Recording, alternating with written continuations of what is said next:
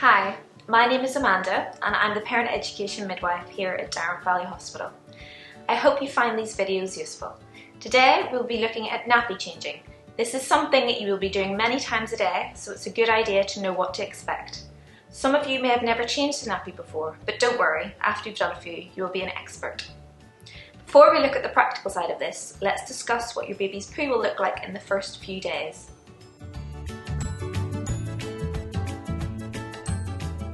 Your baby's first poo is called meconium. It's thick, sticky and black. It's different from normal baby poo as it's the result of what your baby has been sipping when they're inside you, mainly amniotic fluid, skin cells, mucus and fine downy hairs. On the first day your baby is born and the day after, expect that your baby will pass at least one of these meconium poos each day. In addition to this, 2 or more wees. On days 3 to 4, you can expect your baby's poo to have now changed to a greeny olive colour and be at least 2 a day.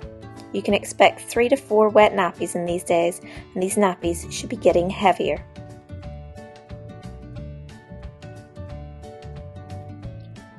Around day 5, your baby's poo should now be a yellowy mustard colour, and this is really reassuring as it means your baby is digesting milk well. On day 6 and beyond, your baby will pass at least 2 larger yellow poos and at least 6 wet, heavy nappies a day. Some baby girls can have a small amount of bleeding from their vagina, like a mini period, usually around 2 to 3 days old. This is normal and is the result of a drop of hormones that were passed from mum to baby before birth. Now we know what to expect, let's move on to the practical side of changing a nappy. Hi, I'm Rebecca and I'm a student midwife, and today I'm going to be showing you how to change your baby's nappy. What you will need: a changing mat, cotton wool and a bowl of water, nappy sack or nappy bucket, nappies reusable or disposable, muslin or washcloth to dry, and a change of clothes in case of leakages. The floor is usually a safe place to change your baby, but it's important that you make sure it's not too cold. It's important to clean your baby fully, whether they have wet themselves or done a poo. If the nappy is dirty, use the front of the nappy to clean off most of the poo. Then, use the cotton pads and plain water to remove the rest. Clean the whole nappy area, making sure you clean inside all of the creases. If you have a little girl, clean her front to back to avoid getting germs into her vagina. Boys should be cleaned around the testicles and penis, and there is no need to pull back their foreskin. If you have time, wait a little before putting a clean nappy onto your baby to let your baby's skin dry. You can use this time to talk to and smile at your baby. This will help with bonding and support the development. But if you're in a rush, pat the nappy area dry. Place the dirty nappy, pads or wipes in a plastic bag or bucket to dispose of them. When you are ready, put a clean nappy on your baby. Release the tabs and fasten over their tummy.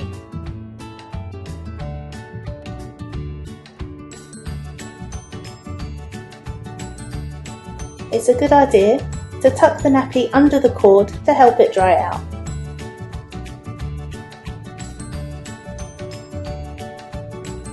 Release the gussets in the legs to ensure that there are no leakages.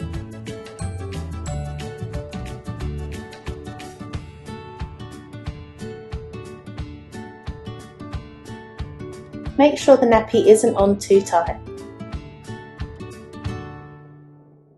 If your baby has a nappy explosion, it's useful to know that the vests are designed to be pulled down over your baby to prevent getting any poo near your baby's face.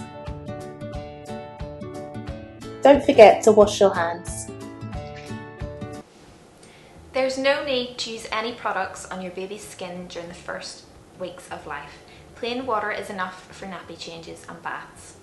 Nappy rash is caused by baby's skin being in contact with wee or poo for a long time. If you change and clean your baby frequently, they shouldn't develop any skin problems. If your baby does develop a nappy rash, a thin layer of barrier cream can be used. Talk to your midwife or pharmacist for recommendations.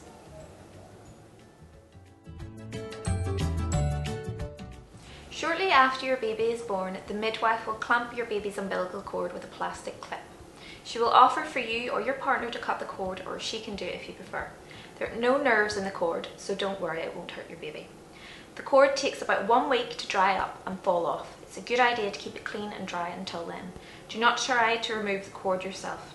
Allow it to dry up and fall off naturally. If you notice reddening or a foul smell coming from the cord area, it is important to let your GP or midwife know. There are two main types of nappy, disposable and reusable, or sometimes called real nappies. Each have their pros and cons. I myself have used both types on both of my daughters. It's completely up to you which type you choose to use with your baby. I'm going to quickly run through both. Disposable nappies are widely available in the shops and in the supermarkets. Newborn disposables often have a handy urine indicator to let you know when your baby has weed. Disposable nappies work by having a gel inside them which absorbs the urine, so draws the wetness away from your baby's skin. There are many different brands of nappy, and I recommend you try a few out to see which works best for your baby, as every baby is different. A quick tip to get the best deal is to look at the price label on the shelf, and it will state how much one individual nappy costs. Often nappies are on promotion, so it's best to shop around to get the best deal. You'll be using around 200 nappies in the first month. We also have reusable nappies like this one. Like disposables, they come in different sizes and there are many different types. This is an all-in-one nappy which can be used from birth to potty training. The size is adjusted using these poppers. Some people may find these are a little bit too bulky for a newborn, so you can buy littler ones for newborns. Reusable wipes are also available. The initial cost of reusable nappies can be quite a lot, but in the long run it can work out cheaper than buying disposable nappies. It's worth noting that if you're a Bexley resident, then you're entitled to a voucher worth £50 which can be used to buy reusable nappies. Just do a quick internet search for real nappies for London voucher. It is worth noting though, it's only to be used on reusable nappies and unfortunately it's not available in Kent. Hope you found this video useful, and if you have any more questions about this or any other topic, please email the Derwent Valley Hospital Parent Education team using the email address listed below.